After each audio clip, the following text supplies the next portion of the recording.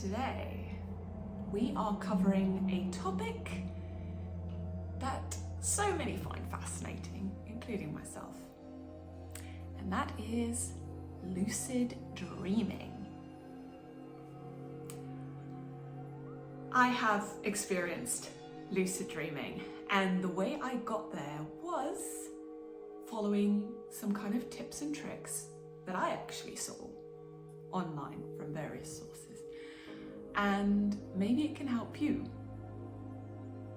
The key is this: for some reason, I don't know why, we have trouble perceiving clocks and hands in our dreams accurately.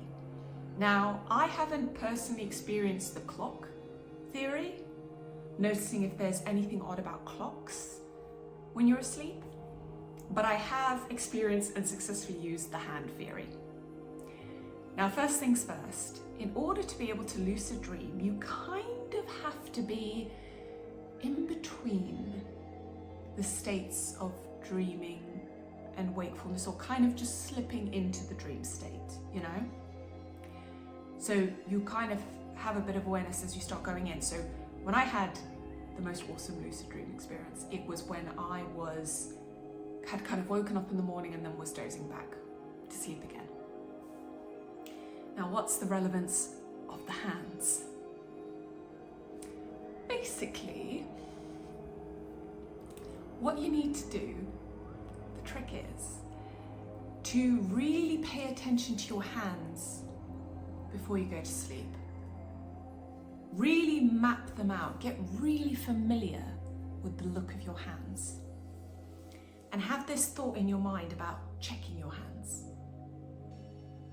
Here's how it worked for me. Once you're in the dream, when you look down at your hands, if you're dreaming, you'll notice that there's something wrong with them. Something different about them.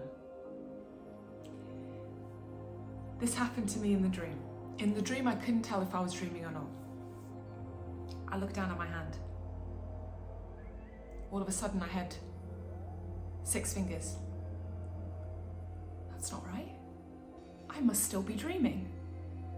This happened to me a couple of times during the dream, and every time there'd be something different about my hand. So at one point, as I said, I'd have extra fingers.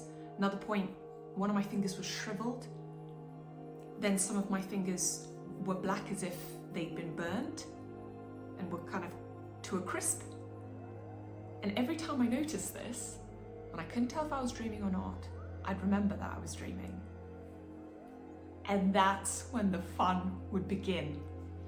I was in my room and I was like, check my hand. Oh yeah, I am dreaming. I opened up the windows, jumped out, and a part of me was scared, like, am I gonna fall? I start flying and I'm like, again, I keep doing this thing of checking. I wanna go shopping. I'm gonna fly right into that shopping mall. I'm like, what can I do that's fun? I'm gonna pick up the most ridiculous, gorgeous looking dress and put it on right now. I'm dreaming. Little things like that kept happening. And honestly, it was so wonderful and so much fun. This kind of thing has only happened to me a few times. It's not like once you've done it, oh, you can do it every time. But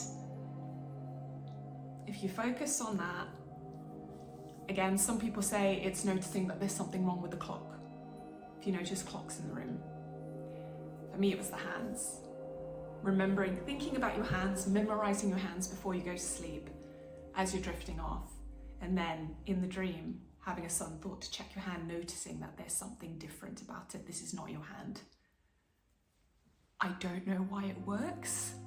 It's pretty cool. If anyone has any thoughts about it, please comment below as to theories why it's the hand. Maybe it's the thing that we look at every single day. Maybe things are weird and odd in our dreams all the time, but we're not so used to constantly seeing ourselves. Have any of you had a lucid dreaming experience? again, let me know in the comments. Let me know what else you guys would like to see more videos on.